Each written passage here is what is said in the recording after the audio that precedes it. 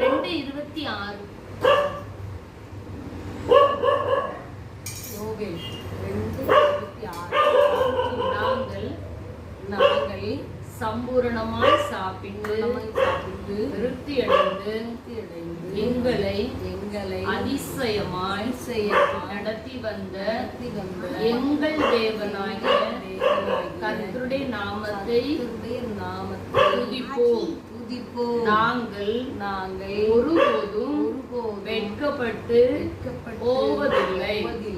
ஆமென்.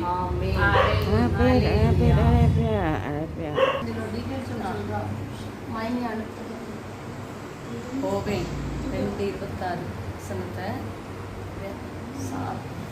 காலையில் சாப்பிட்ட பிறகு, மதியம் சாப்பிட்ட பிறகு, இரவு சாப்பிட்ட பிறகு சொல்லணும்.